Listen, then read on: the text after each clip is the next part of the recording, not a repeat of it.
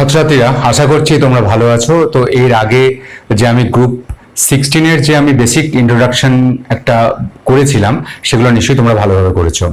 আজকে আমি আরেকটা ভিডিও নিয়ে তোমাদের কাছে এসেছি এবং এই ভিডিওতে আমরা গ্রুপ 16 মৌলগুলো রাসায়নিক ধর্ম নিয়ে আলোচনা করব।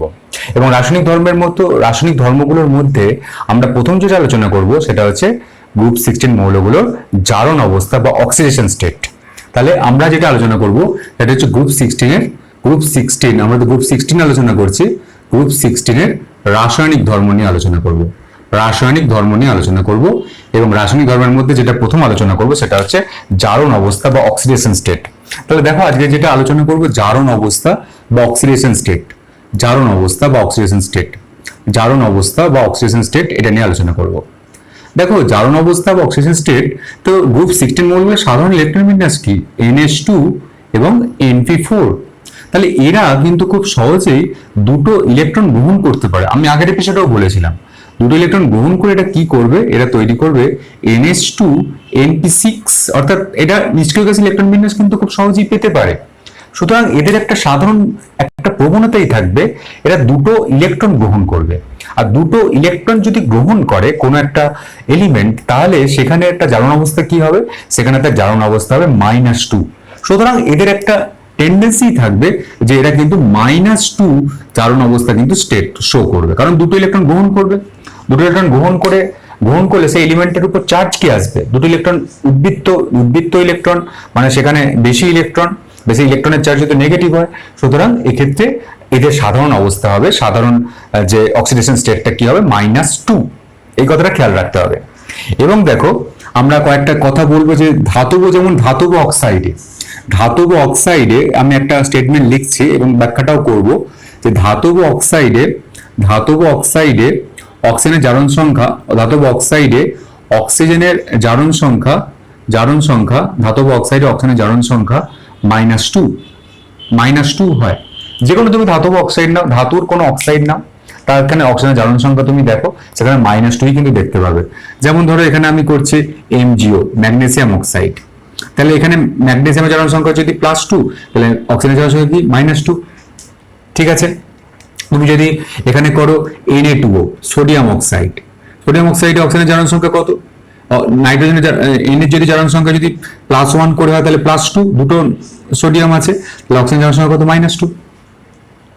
তারপর তুমি যদি অ্যালুমিনিয়াম অক্সাইড খোঁজো, অ্যালুমিনিয়াম অক্সাইড Al2O3, এটা একটা ধাতু, তাহলে এখানে অক্সিজেন জারণ সংখ্যা কত হবে? -2 হবে। -2 হবে, কারণ 3টে হলে 3 দুগুণে -6, আর এখানে অ্যালুমিনিয়ামের হচ্ছে +3 করে যদি দুটো হয় তাহলে +6, এবং দুটোর যোগফলটা 0 হবে। সুতরাং ধাতব অক্সাইডে অক্সিজেনের জারণ সংখ্যা -2। খুব সহজেই, যেহেতু অক্সিজেনের ইলেকট্রোনেগেটিভিটি যেহেতু খুব বেশি, খুব সহজেই কিন্তু সে দুটো ইলেকট্রন গ্রহণ করতে পারবে, এবং গ্রহণ করার ফলে এ কিন্তু তার জারণ সংখ্যাটাকে -2 নিয়ে যেতে পারবে। সেই জন্য অক্সিজেনের জারণ সংখ্যা ধাতব অক্সাইডে -2। কিন্তু যদি এমন কিছু যৌগ আছে যেখানে অক্সিজেন কিন্তু তার ব্যতিক্রমী আচরণ করে, যেমন OF2 বা O2F2, এই যৌগে অক্সিজেনের জারণ সংখ্যা কিন্তু +1 বা +2, অক্সিজেনের জারণ সংখ্যা কিন্তু ধনাত্মক জারণ সংখ্যা কিন্তু প্রদর্শন করবে। যেমন ধরো OF2 যৌগে অক্সিজেন কি করবে? দেখো, ফ্লুরিনের জারণ সংখ্যা হচ্ছে -2, মানে -2 মানে -1, ফ্লুরিনের জারণ সংখ্যা -1, কিন্তু দুটো ফ্লুরিন আছে মানে -2 জারণ সংখ্যা। তাহলে অক্সিজেনের জারণ সংখ্যা এখানে কত হবে? অক্সিজেন জারণ সংখ্যা হবে +2। আর O2F2 তে একটা অক্সিজেনের জারণ সংখ্যা কত হবে? +1। এই OF2 এবং O2F2 তে অক্সিজেনের কিন্তু ধনাত্মক জারণ সংখ্যা কিন্তু আমরা দেখতে পাই। যখন এখানে অক্সিজেন ছিল, তখন অক্সিজেন ছিল কিং, রাজা, সেই জন্য অক্সিজেন ইলেকট্রন নিয়ে নিচ্ছিল। কিন্তু যখন ফ্লুরিন এসে গেছে, ফ্লুরিনের ইলেকট্রোনেগেটিভিটি অক্সিজেনের থেকেও বেশি। যেহেতু অক্সিজেনের থেকেও বেশি, এ কিন্তু অক্সিজেনের কাছ থেকেও ইলেকট্রন টেনে নেবে। সেই জন্য অক্সিজেনের কাছ থেকে যখন ফ্লুরিন ইলেকট্রন টেনে নিচ্ছে, তখন অক্সিজেনের হয়ে যাচ্ছে পজিটিভ, ইলেকট্রনের ঘাটতি হচ্ছে। আর ফ্লুরিনের যদি ইলেকট্রন সে টেনে নিচ্ছে, সে ফ্লুরিনের হয়ে যাচ্ছে নেগেটিভ। সুতরাং ফ্লুরিনের কিন্তু নেগেটিভ চার্জ কিন্তু আসছে, এবং অক্সিজেনের কিন্তু এই দুটো যৌগতে অক্সিজেনের জারণ সংখ্যা হচ্ছে ধনাত্মক। সুতরাং এই এক্সাম্পলটা মনে রাখবে, এই এক্সাম্পলটাও কিন্তু পরীক্ষায় পড়েছে। এবার দেখো, আমরা পড়তে পারি যে গ্রুপের উপর থেকে নিচে আরেকটা স্টেটমেন্ট দেখো জারণ সংখ্যাতে, গ্রুপের উপর থেকে নিচে -2 উপর থেকে নিচে -2 এই অক্সিজেশন স্টেটের প্রবণতা কমতে থাকে, সেটাই তো স্বাভাবিক, প্রবণতা কমতে থাকে। দেখো উপর থেকে নিচে আসলে, আমরা এর আগের বিষয়ে আলোচনা করছি, উপর থেকে নিচে আসলে মেটালিক ক্যারেক্টার, ধাতব ধর্ম বা ইলেকট্রোপজিটিভিটি বাড়তে থাকে। কারণ পোলোনিয়াম, যখন তুমি অক্সিজেন, সালফার, সেলেনিয়াম, টেলুরিয়াম, পোলোনিয়ামে আসছো, পোলোনিয়াম তো ধাতু মানে কি, তার ইলেকট্রোপজিটিভ ক্যারেক্টার থাকবে। ইলেকট্রোপজিটিভিটি মানে কি, ইলেকট্রন ত্যাগ করার প্রবণতা থাকবে। আর এখানে -2 কখন হয়, ইলেকট্রন গ্রহণ করলে -2 হয়। তাহলে উপর থেকে নিচের দিকে আসলে ইলেকট্রন ত্যাগ করার প্রবণতা বাড়ে, ইলেকট্রন ছেড়ে দেওয়ার প্রবণতা বাড়ে। তাহলে আমরা বলতে পারি ইলেকট্রন গ্রহণের প্রবণতাটা কমবে। ইলেকট্রন গ্রহণের প্রবণতাটা যদি কমে, তাহলে এক্ষেত্রে -2 অক্সিজেন স্টেটের প্রবণতাটাও কমতে থাকবে। কারণ উপর থেকে নিচের দিকে গেলে ধাতব ধর্মটা বৃদ্ধি পায়। ধাতব ধর্ম মানে ইলেকট্রন ছেড়ে দেওয়ার ক্ষমতাটা বৃদ্ধি পায়। ইলেকট্রন ছেড়ে দেওয়ার ক্ষমতা যদি বৃদ্ধি পায়, তাহলে ইলেকট্রন গ্রহণের ক্ষমতাটা হ্রাস পাবে, সেটাই স্বাভাবিক। এবং সেই ক্ষেত্রেও আমরা এই স্টেটমেন্টটা সেটাই বলেছে যে গ্রুপের উপর থেকে নিচে -2 অক্সিজেন স্টেটের প্রবণতা কমতে থাকে, অর্থাৎ এটা কমবে। যেটা আমরা অক্সিজেনের ক্ষেত্রে, যেটা আমরা গ্রুপ 15 করেছিলাম, নাইট্রোজেনের ক্ষেত্রে -3 প্রবণতা উপর থেকে নিচের দিকে হ্রাস পায়, ঠিক সেরকম নাইট্রোজেন গ্রুপ 15 যদি তুমি ঠিকঠাক করে থাকো, তো গ্রুপ 16 তোমার কাছে কিন্তু খুব ইজি হয়ে যাবে। এবার দেখো সালফার, পরেরটা, সালফার +2, +4 এবং +6 অক্সিডেশন স্টেট শো করে। সালফার +2, +4 এবং +6 অক্সিডেশন স্টেট শো করে। এটা কেন বলছে? দেখো সালফারের ক্ষেত্রে সালফারের পরমাণু ক্রমাঙ্ক হচ্ছে 16, এবং যদি তুমি ইলেকট্রন বিন্যাস করছো তাহলে হবে নিয়ন 3s2 3p4, 3s2 3p4। এটা হচ্ছে সালফারের ইলেকট্রন বিন্যাস। এবং এক্ষেত্রে যদি তুমি ইলেকট্রন বিন্যাসটা করো, তাহলে তুমি এক্ষেত্রে পরিষ্কার দেখতে পাবে যে সালফার, এখানে ইলেকট্রন বিন্যাস যদি করো, তাহলে এখানে 3s এ দুটো ইলেকট্রন এখানে থাকছে, দুটো ইলেকট্রন, আর 3p4 এখানে কিন্তু 4টি ইলেকট্রন ফিল আপ থাকছে, 1 2 3 4। তাহলে ঠিক আছে। তাহলে দেখো এই অবস্থাতে সালফারের কটা অযুগ্ম ইলেকট্রন আছে? নর্মাল অবস্থায় দুটো অযুগ্ম ইলেকট্রন আছে। তাহলে দুটো যখন অযুগ্ম ইলেকট্রন আছে, তখন সালফার অন্য কোনো পরমাণুর সঙ্গে অভিলেপনে লিপ্ত হতে পারবে এই দুটো অযুগ্ম ইলেকট্রন দ্বারা। আর যতগুলো অযুগ্ম ইলেকট্রন থাকবে, অন্য কোনো পরমাণু ততগুলো অযুগ্ম ইলেকট্রন এখানে এসে আসতে পারবে। এবং সেক্ষেত্রে সালফারের জারণ সংখ্যাটা কত হবে? সালফারের জারণ সংখ্যা হবে +2। তাহলে দেখো সেখানে সালফারের জারণ সংখ্যা +2 শো করতে পারে। ঠিক আছে। এবার দেখো এখানে তো 3D, এটা হচ্ছে 3s আর এটা হচ্ছে 3p। এর কিন্তু 3D যে কক্ষকটা, 3D কক্ষক কিন্তু খালি থাকে, 3D কক্ষকটা ভ্যাকেন্ট থাকে। 3D কক্ষক কিন্তু বর্তমান, 3Dটা ভ্যাকেন্ট থাকে। এবার সালফার যদি কোনো অবস্থায়, তার উত্তেজিত অবস্থায়, সালফার এটাও করতে পারে যে একটা ইলেকট্রনকে এখান থেকে একটা ইলেকট্রনকে ছেড়িয়ে দিয়ে এই দিকে নিয়ে চলে যেতে পারে, একটা ইলেকট্রনকে ছাড়িয়ে। তাহলে দেখো এই 3p থেকে একটা ইলেকট্রনকে 3d তে পাঠিয়ে দিতে পারে উত্তেজিত অবস্থায়। তাহলে এখানে কটা আনপেয়ার্ড ইলেকট্রন হচ্ছে? 4টে আনপেয়ার্ড ইলেকট্রন হচ্ছে। 4টে যদি আনপেয়ার্ড ইলেকট্রন হয়, এর একটা ক্ষমতাই থাকবে যে 4টে অন্য কোনো পরমাণুর সঙ্গে সেই আনপেয়ার্ড ইলেকট্রনটাকে পেয়ার করা। তাহলে এক্ষেত্রে সালফারের জারণ সংখ্যা কত হবে? তখন 4টে আনপেয়ার্ড ইলেকট্রন, তার জারণ সংখ্যা হবে +4। তাহলে সেখানে +4 জারণ সংখ্যা কিন্তু হতে পারে। আবার দেখো সালফার আরেকটা সেকেন্ড উত্তেজিত অবস্থায়, দ্বিতীয় উত্তেজিত অবস্থায় কি করতে পারে? সালফার কিন্তু এইখান থেকে একটা ইলেকট্রনকে ছেড়ে দিয়ে আবার কিন্তু এইখানে নিয়ে চলে যেতে পারে। সালফার এইখান থেকে একটা ইলেকট্রনকে ছেড়ে দিয়ে আবার এই 3d তে নিয়ে চলে যেতে পারে। তাহলে সেক্ষেত্রে অযুগ্ম ইলেকট্রন কটা হচ্ছে? 1 2 3 4 5 6, 6টা অযুগ্ম ইলেকট্রন হচ্ছে। আর 6টা অযুগ্ম ইলেকট্রন মানে 6টা আনপেয়ার্ড ইলেকট্রন, মানে সেটা 6টা পরমাণুর সঙ্গে কিন্তু সে বন্ধন করতে পারবে, এবং 6টা পরমাণুর সঙ্গে সে কিন্তু তার 6টা পারমাণবিক কক্ষকের সঙ্গে অভিলেপনে লিপ্ত হতে পারবে। এবং সেক্ষেত্রে সালফারের জারণ সংখ্যাটা কত হবে? +6। তাহলে সালফার এই জন্য +2 +4 +6 সব ধরনের তোমার কিন্তু জারণ সংখ্যাটা শো করে। এটা একটা স্টেট একদম বলে দিলাম। আচ্ছা, এরপরে দেখো যেটা হবে সেটা একটু দেখো, যে +6 জারণ অবস্থার স্থায়িত্ব। আরেকটা স্টেটমেন্ট পড়ি, এখানে পড়ি। দেখো এই জায়গাটা আমি মুছছি, আর দুটো স্টেটমেন্ট আমরা পড়বো। যে +6 জারণ অবস্থার স্থায়িত্ব, +6 এই জারণ অবস্থার স্থায়িত্ব জারণ অবস্থার স্থায়িত্ব, জারণ অবস্থার স্থায়িত্ব স্টেবিলিটি উপর থেকে নিচে হ্রাস পায়। স্থায়িত্ব উপর থেকে নিচে +6 জারণ অবস্থার স্থায়িত্ব উপর থেকে নিচে হ্রাস পায়। +6 জারণ অবস্থার স্থায়িত্ব উপর থেকে নিচে হ্রাস পায়, এই কথাটা কেন বলা হচ্ছে? এটাও আমরা গ্রুপ 15-এ করেছি। গ্রুপ 15-এর ক্ষেত্রে পড়েছিলাম যে +5 জারণ সংখ্যার বা +5 অক্সিজেন স্টেটের স্থায়িত্ব উপর থেকে নিচে হ্রাস পায়। কেন বলেছিলাম? কারণ উপর থেকে নিচে আসলে ইনার্ট পেয়ার এফেক্ট বাড়তে থাকে, এবং ইনার্ট পেয়ার এফেক্ট যদি বাড়তে থাকে তাহলে এস কক্ষকে ইলেকট্রন অংশগ্রহণ করতে পারে না বন্ধনে।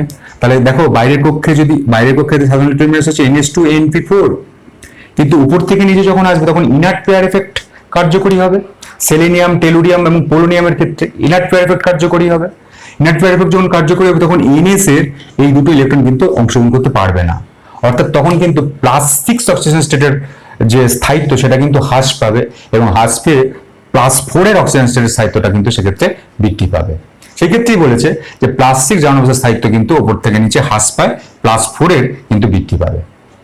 ঠিক আছে, এবং এটা আমরা করব যে সালফার, পরের একটা স্টেটমেন্ট দেখো, সালফার, সেলেনিয়াম, টেলুরিয়াম আর পোলোনিয়াম এটা ফ্লুরাইড যৌগে +6 জারণ অবস্থা শো করে।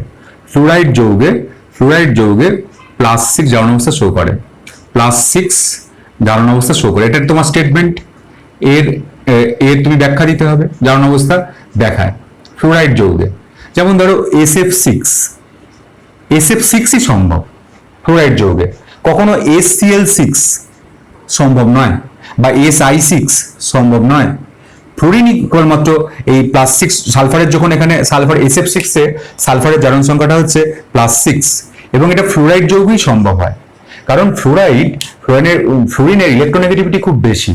ইলেকট্রোনেগেটিভিটি যেহেতু খুব বেশি হয়, এ কিন্তু ইলেকট্রন জোরকে গ্রহণ করে, এবং জোরকে যখন গ্রহণ করে তখন কিন্তু এই সালফারটা কিন্তু তখন জারিত হয়ে, ফ্লুরিন ইলেকট্রোনেগেটিভিটি বেশি মানে ইলেকট্রন গ্রহণ করছে, আর ইলেকট্রন গ্রহণ মানে বিজারণ। নিজে যদি বিজারিত হয় তাহলে অন্যকে জারিত করে দেবে, আর অন্যকে জারিত করে দেওয়ার অর্থ, সালফারকে জারিত করে দেওয়ার অর্থ সালফারের হাইয়েস্ট অক্সিডেশন স্টেটে কিন্তু ফ্লুরিন নিয়ে যেতে পারবে।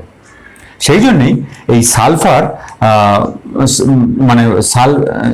সেলেনিয়াম, টেলুরিয়াম, পোলোনিয়াম এরা ফ্লুরাইড যৌগে কিন্তু +6 তাদের হাইয়েস্ট অক্সিজেন স্টেটটা শো করবে, কারণ ফ্লুরিন সবচেয়ে শক্তিশালী জারক পদার্থ। সবচেয়ে শক্তিশালী জারক পদার্থ কেন? কারণ দেখো তড়িৎ-দর্শন শ্রেণীতেও দেখেছো, তড়িৎ-দর্শন শ্রেণীতে ফ্লুরিনের অবস্থান সব থেকে নিচে। ফ্লুরিন যদি সব থেকে নিচে যদি হয় তাহলে এর বিজারিত হওয়ার প্রবণতা সব থেকে বেশি। বিজারিত হওয়ার প্রবণতা মানে ইলেকট্রন গ্রহণের প্রবণতা সব থেকে বেশি। ইলেকট্রন গ্রহণের প্রবণতা যদি সব থেকে বেশি হয়, বিজারিত হওয়ার প্রবণতা যদি সব থেকে বেশি হয়, তাহলে খুব ভালো জারক দ্রব্য রূপে কাজ করবে। তাহলে এখানে ফ্লুরিনটা সালফারকে তার সর্বোচ্চ জারণ স্তরে কিন্তু জারিত করে দিতে পারবে। সালফারকে সর্বোচ্চ জারণ স্তরটা কত? +6। সেই জন্যই এই sulphur, selenium, tellurium, polonium fluoride যৌগে +6 জারণ অবস্থা শো করবে। এটাই হচ্ছে জারণ অবস্থা। এই জারণ অবস্থা নিয়ে এই কটা তথ্যই তোমাদের কিন্তু জানতে হবে।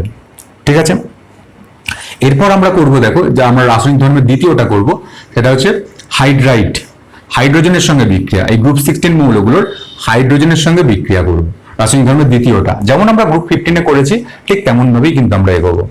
আমরা প্রথমে গ্রুপ 15-এ জারণ অবস্থা করেছিলাম, তারপর হাইড্রোজেনের সঙ্গে বিক্রিয়া বা হাইড্রাইট গঠন করেছিলাম, এক্ষেত্রেও তাই করব। তাহলে আমরা যেটা করব সেটা হচ্ছে হাইড্রাইট বা হাইড্রোজেনের দ্বিতীয় যে ধর্মটা করব গ্রুপ 16-এর, হাইড্রোজেনের সঙ্গে বিক্রিয়া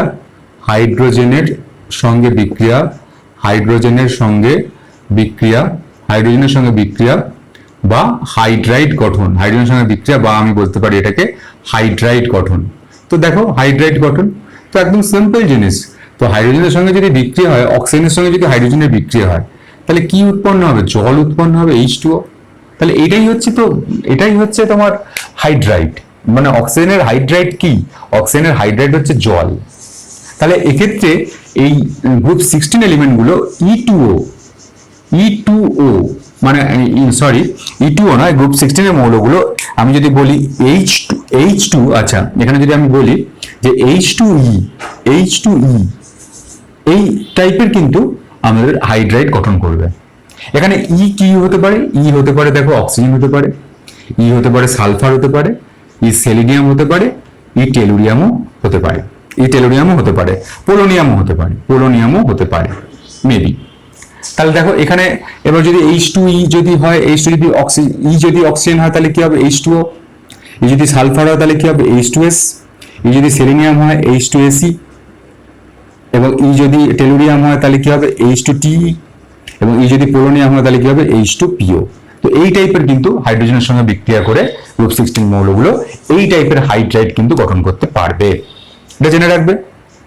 এবং এদের প্রস্তুতি যদি করতে হয়, এদের প্রিপারেশন বা প্রস্তুতি যদি করতে হয়, জলের প্রিপারেশনটা তুমি জানো, জলের প্রিপারেশনটা হাইড্রোজেনের সঙ্গে অক্সিজেন যুক্ত করো এবং জল তৈরি করে দাও, এখানে স্ফুলিঙ্গ তড়িৎ ইলেকট্রিক্যাল স্পার্ক লাগাও, তড়িৎ স্ফুলিঙ্গ তড়িৎ বিশ্লেষণ করো, তড়িৎ বিশ্লেষণ করলেই তুমি জল পেয়ে যাবে, এটা জলের প্রস্তুতি হয়ে গেল, জল তৈরি হয়ে গেছে।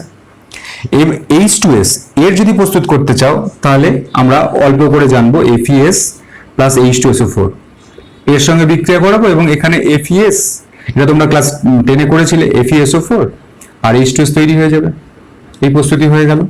এই দুটো প্রস্তুতি করে রাখো, জল এবং H2S, বাদ বাকিগুলো তেমন ইম্পর্টেন্ট নয়, এই দুটো প্রস্তুতি ভালো করে রাখো। আর দেখো এবার তাহলে প্রিপারেশন করে ফেললাম, এবার এদের গঠনাকৃতি। তো এদের গঠনাকৃতি কিরকম হবে, এদের গঠনাকৃতি দেখো, জলের গঠনাকৃতি তোমরা সবাই জানো, জলের গঠনাকৃতি, জল কিরকম গঠনাকৃতি করে, এই অক্সিজেন এখানে একটা হাইড্রোজেন থাকে, এখানে একটা হাইড্রোজেন থাকে, আর অক্সিজেনের দুটো লোন পেয়ার এখানে এখানে অবস্থান করে, এটা হচ্ছে জলের গঠনাকৃতি। এবং এই অক্সিজেনটার যদি হাইব্রিডেশন করে, হাইব্রিডেশন কি sp3 হাইব্রিডাইজড, sp3 হাইব্রিডাইজড, এবং sp3 হাইব্রিডেশনে তোমার জিওমেট্রি কি হয়, জিওমেট্রি হয় টেট্রাহেড্রাল, কিন্তু শেপ কি হয়, শেপটাই গঠনাকৃতি মানে শেপ কি হবে, শেপ কিন্তু হবে এদের কিন্তু অ্যাঙ্গুলার বা কৌণিক, এদের কৌণিক শেপ হবে, এদের শেপটা হবে, এদের শেপ যেটা হবে দেখো কোণ করে আছে, কৌণিক, এটার শেপ হচ্ছে কৌণিক বা অ্যাঙ্গুলার। এবং এদের sp3 হাইব্রিডাইজেশন এবং কৌণিক শেপ, এবং sp3 হাইব্রিডাইজেশন হলে এই বন্ধন কোণটা সাধারণ অবস্থা হওয়া উচিত কত, 109 ডিগ্রি 28 মিনিট, কিন্তু এটা 109 ডিগ্রি 28 মিনিট হয় না। কেন হয় না? কারণ এটা হয়, এই বন্ধন কোণটা হয় 104.5 ডিগ্রি, এই বন্ধন কোণটা 104.5 ডিগ্রি। কেন HOH বন্ধন কোণটা 104.5 ডিগ্রি হয়? কারণ এখানে যে ভেসপার তত্ত্বতে আমি কি বলেছিলাম, এখানে লোন পেয়ার আর এখানে বন্ড পেয়ার, এই লোন পেয়ার বন্ড পেয়ার পরস্পর, এই যে লোন পেয়ার এখানে বন্ড পেয়ার, এরা পরস্পর বিকর্ষণ করে। এবং এখানে দেখো এই যে লোন পেয়ার আর এখানে যে বন্ড পেয়ার আছে, এই বন্ড পেয়ার এরা পরস্পর বিকর্ষণ করে, এবং এই বিকর্ষণটা এখানে যে বন্ড পেয়ার যে বিকর্ষণ আছে তার তুলনায় বেশি। এটা ভেসপার বলেছিল যে লোন পেয়ার বন্ড পেয়ার বিকর্ষণ বন্ড পেয়ার বিকর্ষণের তুলনায় বেশি।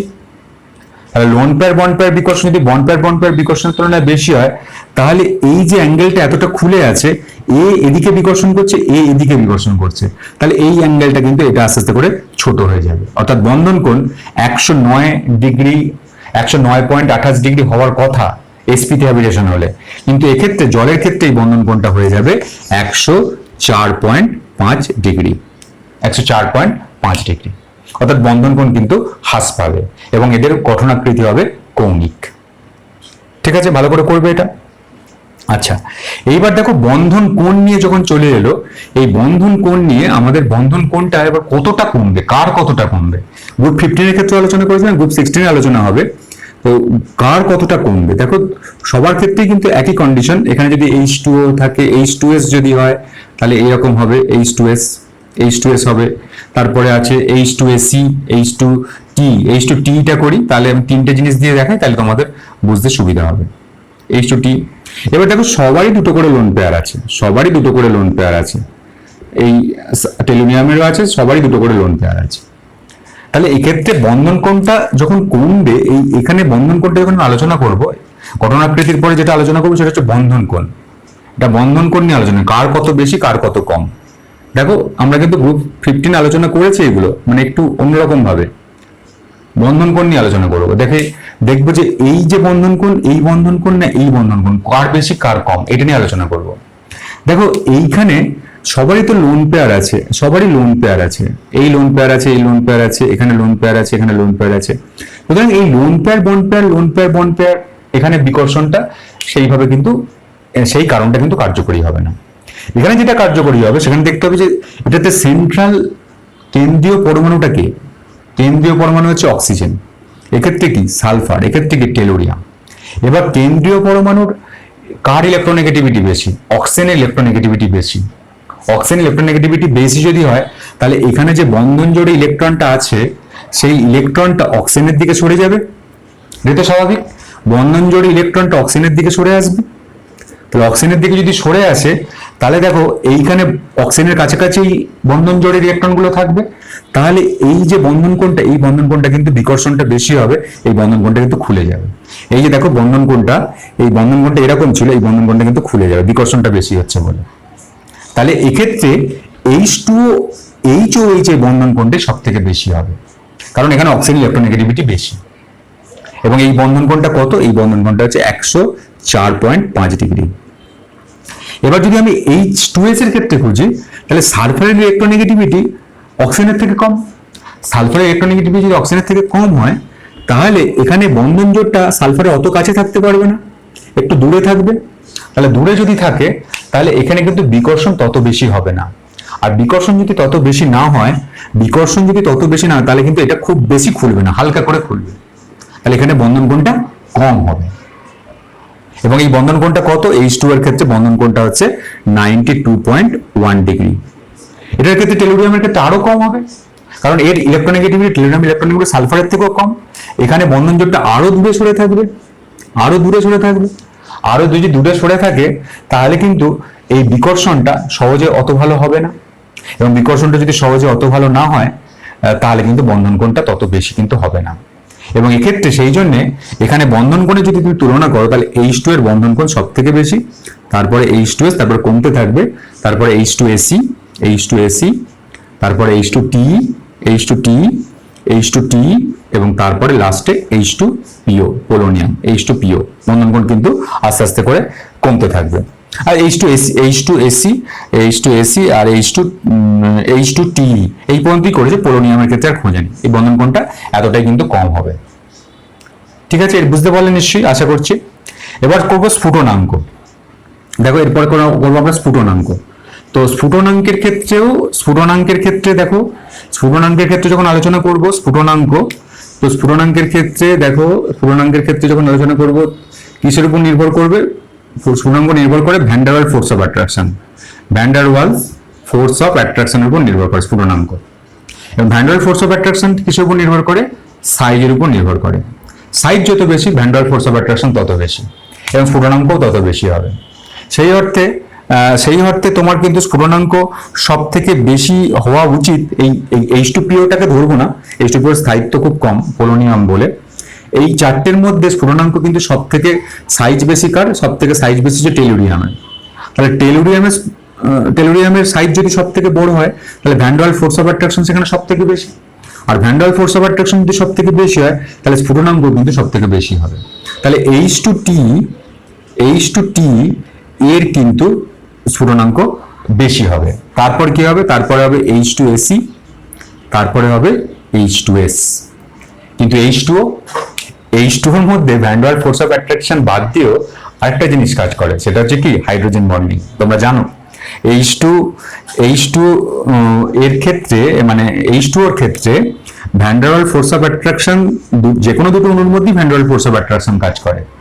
এইটা বাদ দিয়েও H2 এর মধ্যে কিন্তু হাইড্রোজেন বন্ডিং কাজ করে, কারণ অক্সিজেন আছে, হাইড্রোজেন আছে। তাহলে এখানে যদি আরেকটা জলের অণু থাকে, জলের অণুগুলো এই অক্সিজেন এবং হাইড্রোজেনের মধ্যে একটা হাইড্রোজেন বন্ডিং তৈরি হবে, আবার এখানে জলের অণুর সঙ্গে হাইড্রোজেন বন্ডিং তৈরি হবে। সুতরাং জলের অণুর মধ্যে হাইড্রোজেন বন্ডিং আছে এবং van der Waals force of অ্যাট্রাকশনও আছে। এই দুটোর সম্মিলিত প্রভাব এই সবগুলোর van der Waals force of অ্যাট্রাকশনকে কিন্তু van der Waals force of অ্যাট্রাকশনের থেকে বেশি হবে। এবং van der Waals force of attraction এবং হাইড্রোজেন বন্ডন যেহেতু এখানে দুটোই বর্তমান, সেহেতু এর ক্ষেত্রে স্ফুটনাঙ্ক, জলের ক্ষেত্রে স্ফুটনাঙ্ক কিন্তু সব থেকে বেশি হবে। সুতরাং এই ক্ষেত্রে ক্রমটা যেটা হবে, জলের স্ফুটনাঙ্ক সব থেকে বেশি। এই যে যেহেতু H2 এর মধ্যে H বন্ডিং বা হাইড্রোজেন বন্ধন কাজ করছে, due to hydrogen bonding H2 এর স্ফুটনাঙ্ক সব থেকে বেশি হবে H2TE, H2SE, H2S এর তুলনায়। এদের মধ্যে যখন তুলনা হবে তখন van der Waals force of attraction van der force of attraction সাইজের উপর নির্ভর করে, যার সাইজ যত বেশি তার van der force of attraction তত বেশি, এবং সেই কারণে স্ফুটনাঙ্ক তত বেশি। কিন্তু জলের ক্ষেত্রে যখন এলো, জলের ক্ষেত্রে কিন্তু নির্ভর করবে, জলের ক্ষেত্রে তুমি যখন করছো তখন কিন্তু হাইড্রোজেন বন্ডিং আছে বলে জলের স্ফুটনাঙ্ক তার থেকেও সব থেকে বেশি হচ্ছে। এবার দেখো যেটা করবো আম্লিক চরিত্র, এই স্ফুটনাঙ্কটা নিশ্চয়ই বুঝতে পারলে, তোমরা সবগুলো একটু নিজের মতো করে ভাবনা চিন্তা করবে, তাহলে এগুলো ক্লিয়ার হবে, একদম সোজা জিনিস। আম্লিক চরিত্র, আম্লিক চরিত্র, অ্যাসিডিক ক্যারেক্টার, আম্লিক চরিত্র। দেখো আম্লিক চরিত্র মানে কি, যারা H+ সহজে দান করতে পারবে, H+ যারা সহজে দান করবে তাদের আম্লিক চরিত্র তত বেশি হবে, সহজে দান করবে। এবার দেখো H2O এরা কিন্তু H2O কি করবে, H2O প্রথমে অবস্থায় H+ দান করবে আর একটা OH- আয়ন গঠন করবে। এবং দেখো এই যে OH- আসছে, OH- আবার কিন্তু একটা H+ দান করতে পারে, H+ দান করবে এবং O2- আয়ন গঠন করবে।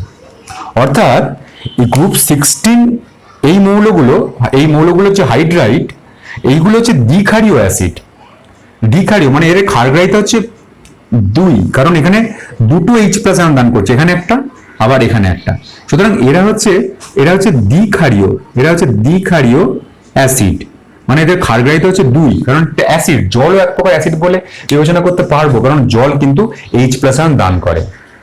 এখন প্রশ্ন হলো যে এদের মধ্যে এই যে সবগুলোই এরকম H+ আয়ন দান করবে, কিন্তু কে অতি সহজে H+ আয়ন দান করবে? দেখো H+ আয়ন দান করবে, H+ আয়ন দান করার ক্ষমতা নির্ভর করবে এই সেন্ট্রাল মেটাল অ্যাটম আর এইখানের দূরত্বের উপর নির্ভর করবে। এখানে দেখো, এখানে যদি H2T যদি আমি খুঁজি, তাহলে T-টা সেন্ট্রাল মেটাল অ্যাটম এবং এখানে H, এটা কিন্তু অনেক বড় দূরত্ব, এখানে এতটা বড় দূরত্ব করছে, তাহলে বুঝতে সুবিধা হবে, এবং এখানে এতটা বড় দূরত্ব। তাহলে দেখো এইখানে যদি H2O-র মধ্যে কম দূরত্ব, অক্সিজেন আর হাইড্রোজেনের মধ্যে কম দূরত্ব যদি হয়, তাহলে এই বন্ডিংটা কিন্তু খুব স্টেবল, এই বন্ডিংটা কিন্তু খুব স্থায়ী। এই বন্ডিংটা স্থায়ী বলে এর বন্ধন বিভাজন যে শক্তিটা, সেই শক্তিটা কিন্তু খুব বেশি। কিন্তু H2T, দেখো H2T এর মধ্যে এই বন্ধনটা খুব বড় বন্ধন, বন্ড লেন্থটা খুব বড়, আর বন্ড লেন্থটা খুব বড় বলে এর বন্ধন বিভাজন শক্তিটা খুব কম, কারণ বড় জিনিসের বন্ধন শক্তিটা কম হয়, আর বন্ধন বিভাজন শক্তি কম হয় বলে এটা কিন্তু খুব সহজেই ব্রেক হতে পারবে। ব্রেক হতে যদি পারে, এই H+টা কিন্তু সহজেই দান করতে পারবে, এবং সেই অর্থে H2T যে যত সহজে H+ দান করবে তার হচ্ছে অ্যাসিড ধর্ম তার বেশি হবে, তাহলে H2T এর অ্যাসিড ধর্ম সব থেকে বেশি হবে। তাহলে এক্ষেত্রে যদি আমি অ্যাসিড ধর্ম আম্লিক চরিত্র যদি খুঁজি, তাহলে আম্লিক চরিত্রে যদি আমি ক্রম খুঁজি, তাহলে কিন্তু H2T এর সবচেয়ে বেশি অম্লধর্মী হচ্ছে H2T, সবচেয়ে বেশি অ্যাসিডিক, কারণ খুব সহজেই H+ আয়ন দান করতে পারবে, এখানে সবচেয়ে বেশি অম্লধর্মী কারণ সাইজ বড়। আর H2S সবচেয়ে দুর্বল, সবচেয়ে কম অম্লধর্মী, কারণ H2O সবচেয়ে কম অম্লধর্মী, কারণ এক্ষেত্রে H+ খুব সহজে দান হবে না, কারণ এখানে সাইজটা তো সাইজ ছোট বলে এদের বন্ধন বিভাজন শক্তিটা খুব বেশি, তাহলে সহজে দান করতে পারবে না H+ আয়ন। আর H+ আয়ন যদি সহজে দান করতে না পারে, তাহলে কিন্তু তার আম্লিক চরিত্রটাও কিন্তু কম হবে। ঠিক আছে, এবার দেখো আম্লিক চরিত্রের সঙ্গে সঙ্গে আমরা যেটা করবো তাপীয় স্থায়িত্ব, এরপরে যেটা আছে সেটা হচ্ছে তাপীয় স্থায়িত্ব, থার্মাল স্টেবিলিটি। তো এটাও দেখো থার্মাল স্টেবিলিটি, তাপীয় স্থায়িত্ব, এটাও একদম নর্মাল, আগের মতোই কনসেপ্টটা কাজে লাগাতে হবে। তাপীয় স্থায়িত্ব কার বেশি কার কম? দেখো জলের ক্ষেত্রে বললাম, এই জলের ক্ষেত্রে এরা দেখো এদের সাইজটা ছোট, আর H2T যদি আমি করি সব থেকে বড় যেটা, সেটার ক্ষেত্রে এই হচ্ছে সাইজ। এবার তুমি এখানে যদি তাপ লাগাও, কোনটা আগে ভাঙবে? এটার মধ্যে তো কম্প্যাক্টনেসটা বেশি, এটার মধ্যে দৃঢ়তা তো বেশি, না কোনটা আগে ভাঙবে? অবশ্যই এইটা আগে ভাঙবে, কারণ এটার মধ্যে দেখো এই দূরত্বটা কিন্তু খুব বেশি, দূরত্বটা যদি খুব বেশি হয় তাহলে কিন্তু বন্ধনটা খুব সহজে ভেঙে যাবে। সুতরাং এর যদি তাপীয় স্থায়িত্ব যদি তুমি খুঁজতে যাও, তাহলে H2T এর তাপীয় স্থায়িত্ব সব থেকে কম, H2T তাপীয় স্থায়িত্ব সবচেয়ে কম, যেহেতু বন্ধনটা খুব বেশি, বন্ধনটা খুব বড়, বন্ধনটা যেহেতু বড় খুব সহজেই এটা ভেঙে যেতে পারে। একটা বড় সুতো আর একটা ছোট সুতোর মধ্যে কে আগে তোমাকে ব্রেক হবে? বড় সুতোটাই খুব সহজে ব্রেক হবে, কারণ তার শক্তিটা কম, সেই জন্যই এখানে H2T-টার তাপীয় স্থায়িত্বটা সব থেকে কম হচ্ছে। এবং তার আগে কি হবে, তার আগে H2AC হবে, H2AC, তার আগে কি হবে, তার আগে H2S হবে, এবং H2S এর তাপীয় স্থায়িত্ব H2O এর তাপীয় স্থায়িত্ব সব থেকে বেশি হবে। H2O এর তাপীয় স্থায়িত্ব কিন্তু সব থেকে বেশি হবে, কারণ এটা দেখো একটা ছোট জিনিস, ছোট জিনিস খুব সহজে কিন্তু গলবে না। ছোট জিনিসের তাপীয় স্থায়িত্বটা কিন্তু সহজে, ছোট জিনিসকে তুমি সহজে কিন্তু তাপের অবস্থায় তাপ দিয়ে কিন্তু তাকে নষ্ট করতে পারবে না, ছোট জিনিস। কারণ সেহেতু H2O এ কিন্তু তাপীয় স্থায়িত্ব সব থেকে বেশি হবে। ঠিক আছে, আর একটা জিনিস করবো, সেটা হচ্ছে বিজারণ ক্ষমতা। দেখো আমি এইটার মধ্যে এঁকে রেখে দিই যে বিজারণ ক্ষমতা। তো বিজারণ ক্ষমতা একই তুলনা হবে। আমি এর আগেও বলেছিলাম, বিজারণ ক্ষমতা মানে কি, অন্য পদার্থকে বিজারিত করবে। অন্য পদার্থ কি দ্বারা বিজারিত হবে? হাইড্রোজেন দ্বারা। হাইড্রোজেন অন্য পদার্থ যদি গ্রহণ করে, মানে এদের যখন তুলনা করছি তখন অন্য পদার্থের কাছে নিতে হবে। অন্য পদার্থকে বিজারিত সে করবে, তাহলে বিজারণ ক্ষমতাটা সেটা দিয়ে নির্ধারিত হবে। অন্য পদার্থকে কি দ্বারা বিজারিত করবে? হাইড্রোজেন দ্বারা বিজারিত করবে, কারণ অন্য পদার্থটা যেটা আছে সেই পদার্থ যদি হাইড্রোজেন অ্যাকসেপ্ট করে তাহলে বিজারণ ঘটবে। এবার তোমাকে দেখতে হবে যে হাইড্রোজেনের যোগান কে সহজে দিতে পারবে এই এতগুলো হাইড্রাইডের মধ্যে। অবশ্যই H2T হাইড্রোজেনের যোগান সহজে দিতে পারবে, কারণ এক্ষেত্রেও সে একই লজিক খাটবে। কারণ এক্ষেত্রে এই বন্ধনটা সব থেকে বড়, বন্ধন যদি সব থেকে বড় হয় এই বন্ধনটা খুব সহজে ব্রেক করবে। ব্রেক যদি করে এই হাইড্রোজেনটা খুব সহজে রিলিজ হবে। এখানে ধরো কোনো একটা মেটাল আছে বা কোনো কিছু পদার্থ আছে, তাহলে এটা যদি সহজে রিলিজ হয় তাহলে এই এইচটা এই মেটালের ধাতুর কাছে আসবে, এবং এক্ষেত্রে MH বা MH হবে। অর্থাৎ কোনো মেটাল বা কোনো পদার্থ এই হাইড্রোজেনটা গ্রহণ করবে। হাইড্রোজেন গ্রহণ করা মানেই বিজারণ। অর্থাৎ H2T এটা কিন্তু অত্যন্ত ভালো বিজারক রূপে কাজ করবে। এর বিজারণ ক্ষমতাটা খুব ভালো, কারণ খুব ভালো হাইড্রোজেন প্রোভাইড করতে পারবে। কারণ বন্ড লেন্থটা খুব বেশি, বন্ড লেন্থ খুব বেশি বলে খুব সহজে হাইড্রোজেন যোগান দিতে পারবে। আর হাইড্রোজেনটা যদি যোগান দিতে পারে তাহলে সেই হাইড্রোজেনটা অন্য কোনো পরমাণু বা অন্য কোনো পদার্থের কাছে গিয়ে পদার্থ দ্বারা গৃহীত হবে, এবং গৃহীত হওয়া মানে সেটা বিজারিত হওয়া, এবং বিজারিত হওয়া মানে সেই বিজারণ ক্ষমতাটা যে হাইড্রোজেনটা রিলিজ করছে তার বিজারণ ক্ষমতাটা তত বেশি। সুতরাং এক্ষেত্রে বিজারণ ক্ষমতার ক্রম সব থেকে বেশি হবে কিন্তু H2T এর বিজারণ ক্ষমতা সব থেকে বেশি হবে। এবং তারপরে কি হবে, তারপরে নর্মাল অনুযায়ী H2AC হবে, H2AC, তারপরে হবে H2S, এবং তারপরে হবে H2O। তাহলে এই হচ্ছে দেখো হাইড্রাইড। তাহলে আমরা ডিটেলসে কিন্তু আমরা আলোচনা করলাম যে আমরা আজকে গ্রুপ 16 মৌলগুলো দুটো রাসায়নিক ধর্ম নিয়ে আলোচনা করলাম, জারণ অবস্থা, অক্সিডেশন স্টেট, এবং আমরা যেটা করলাম সেটা হচ্ছে দ্বিতীয়টা যেটা করলাম সেটা হচ্ছে হাইড্রোজেনের সঙ্গে বিক্রিয়া বা হাইড্রাইড গঠন। খুব ভালো করে এই জিনিসটা আলোচনা করো, খুব ভালো করে এই জিনিসটা দেখো, এবং নিজেদের মধ্যে আলোচনা করো তোমরা যারা বন্ধু বান্ধব আছো, এবং এটা ভালো করে প্র্যাকটিস করো। এরপরে আমি এই গ্রুপ 16 মৌলগুলোর আরো কিছু রাসায়নিক ধর্ম নিয়ে তোমাদের কাছে আসবো। ততক্ষণ তোমরা এটাকে ভালো করে প্র্যাকটিস করো। আজকে এই পর্যন্ত, এরপর নতুন ভিডিও নিয়ে আমি তোমাদের কাছে আসছি। ধন্যবাদ, তোমরা ভালো থেকো।